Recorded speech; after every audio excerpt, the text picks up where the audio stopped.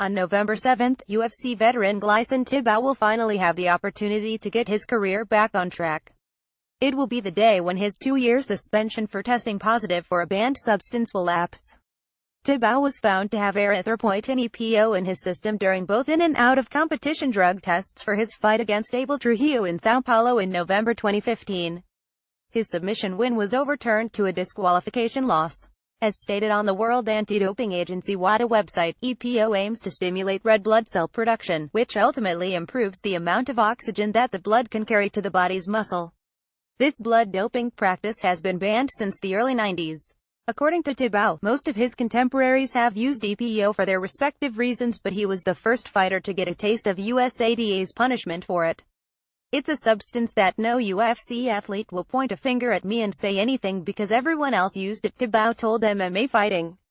I'm 100% sure everyone else used it. I was the first fighter to get caught with this new USADA rule. I was misinformed that this substance wasn't allowed with USADA.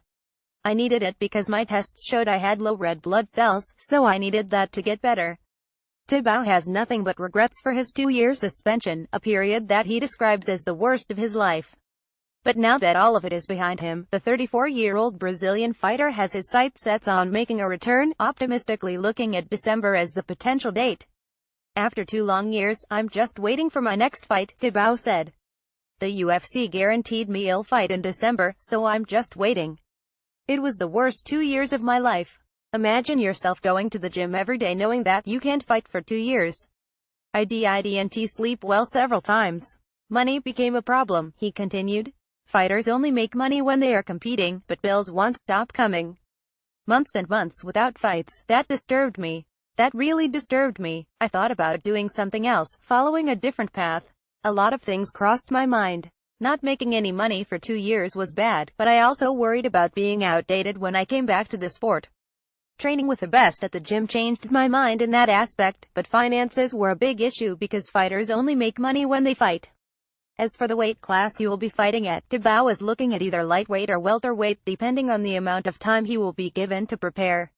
He'll be ready to fight at 170 or at 155, Tibau said. I used to take fights on short notice and suffer a lot to cut weight. I won't do such crazy thing anymore. I want to fight to win, to be at my best all the time. If the UFC offers me fights on 1 or 2 weeks' notice, it has to be at 170. If they give me a full camp, I'll fight at 155. Related, Gleison failed another drug test, this time for HGH and EPO.